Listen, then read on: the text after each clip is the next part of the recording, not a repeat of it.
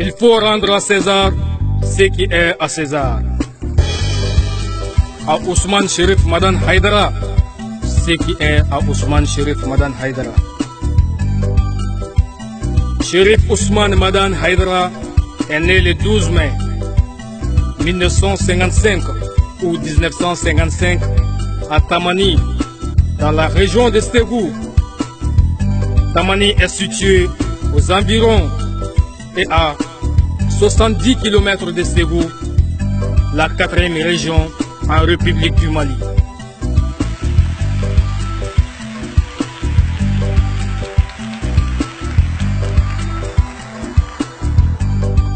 Il prêche en langue bambara, une langue parlée dans plus de 6 pays d'Afrique de l'Ouest, d'où provient la majorité de ses disciples.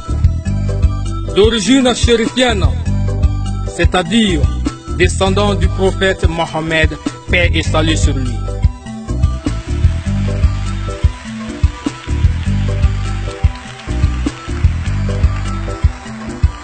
Son père est Mohamed El Madan Haïdara Kalalagri et sa mère, Bassitan Traoré, notre mère et grand-mère bien-aimée.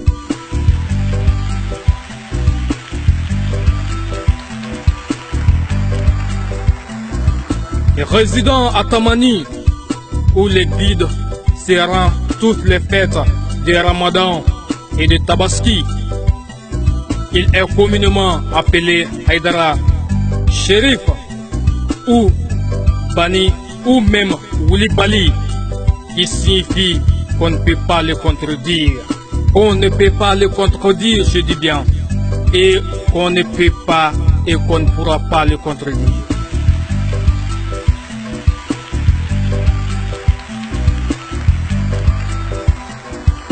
Car tout ce qu'il dit provient du Coran et des hadiths. Il ne possède pas un autre torika. Ses enseignements se basent uniquement sur le Coran et les hadiths du prophète Mohammed, paix et salut sur lui. Son père était un musulman pieux et sincère. Il a donc pris l'engagement entre lui et Dieu que si Dieu lui donne un enfant, il le sacrifiera dans les sanctuaires d'Allah. C'est cet enfant qui fit Chérif Ousmane Madan Haïdara.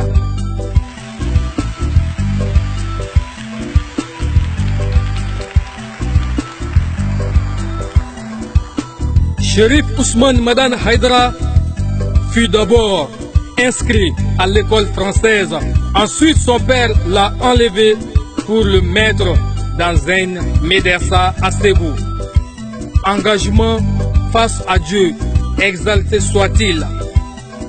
C'est ainsi qu'il fut inscrit au célèbre établissement de Sahad, au Stade Aboun Oumar Touré, un établissement connu à cette époque pour la diffusion des enseignements islamiques. Il arrêta ses études. Après 6 ans, son père lui confia à un illustre marabout, Bama Wurofana. Il reste près de se dérouler jusqu'à la mort de son père. Ensuite, il va entreprendre son propre auto-formation en cherchant toutes les connaissances qui sont nécessaires à la bonne compréhension de l'islam. Enfin, 79 début 80, il est entré en Côte d'Ivoire, précisément à Daoukoro. Ensuite d'autres villes pour faire des prêches, et pendant ce temps, il avait aussi le savoir maraboutique. Il a commencé les prêches dès l'âge de 13 ans et dès l'âge de 13 ans. En ce moment, il était encore inscrit à Ségou et enseignait la prière et les ablutions à son retour au village natal. De retour au Mali, il vient à Mopti et continue à faire des prêches et en dénonçant toutes les mauvaises pratiques de la société. Il se fait facile des ennemis à qui profitaient ces mauvaises pratiques comme la corruption. Il va connaître sa première suspension de faire le prêche public à Mopti. Il était contraint de venir à Bamako pour voir les autorités afin de retrouver son autorisation d'exercer son métier, la prédication. Il profita pour faire quelques prêches.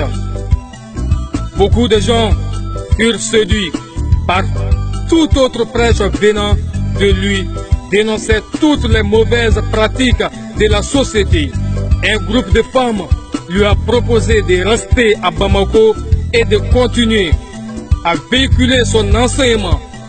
Il accepta et resta à Bamako. À Bamako, il va connaître sa deuxième suspension à cause des propos qu'il tenait. Il lui fut interdit de faire ses prédications sur les places publiques. Il organisait ses prêches chez lui. Les fidèles qui étaient convaincus venaient suivre ses prêches et enregistraient sur des cassettes audio. C'est ainsi qu'il a pu véhiculer son enseignement tout en étant sous embargo. Ces fidèles ont eu l'idée de créer une association pour lui aider à véhiculer son enseignement. Au début, il s'était proclamé Don de Haïdara, mais c'est lui-même qui va proposer un autre nom, Ansardine, comme au temps du prophète Mohammed, paix et salut sur lui. Ceux qui ont voulu les recevoir, l'Ansardine est devenue peu à peu une institution par le nombre de personnes qui la composent et le nombre de pays d'implantation. En résumé, mes frères et sœurs maliens, c'est la voix de votre frère, Bichichi Oumar Tangara, depuis Mali, Bamako. D'après tout ce qu'on vient de dire, toutes les souffrances qu'a subi le guide de la religion, notre guide, le guide des musulmans, il y a aujourd'hui certains jeunes qui n'ont pas l'amour de ce pays et qui n'ont pas ce pays dans leur cœur, qui essaient maintenant de ternir ou de salir le nom de ce grand homme. Mais le chien aboie, la caravane passe. Jeunes Maliens, jeunes frères musulmans et jeunes frères maliens et maliens, aidons Ousmane Cherif Madane Haïdara parce que lui a le cœur pour notre pays et nous devons le soutenir, nuit et jour. Donnons-nous la main pour lui donner la force et pour donner une autre force et courage à notre guide. Aujourd'hui, il y a certains gens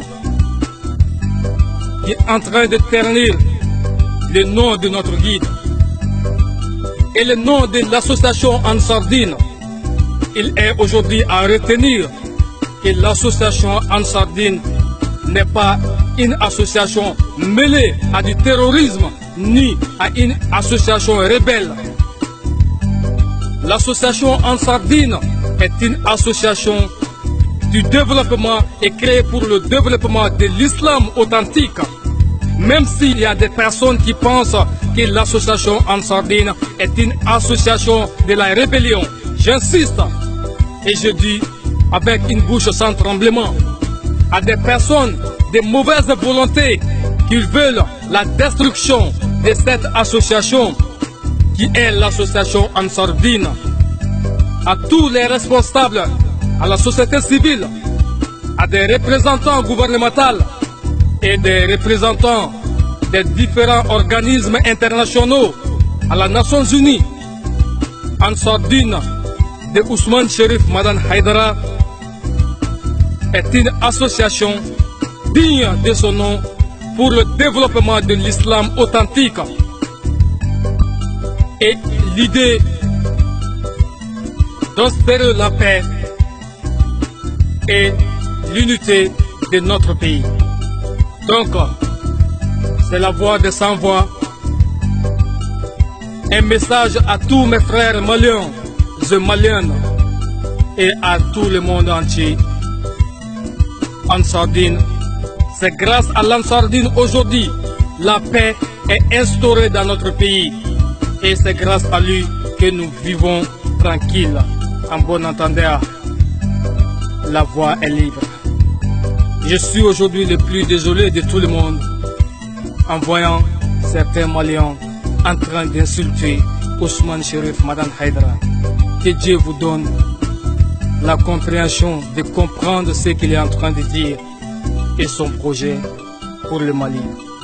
Pichichi, l'homme qui n'a jamais trahi son peuple.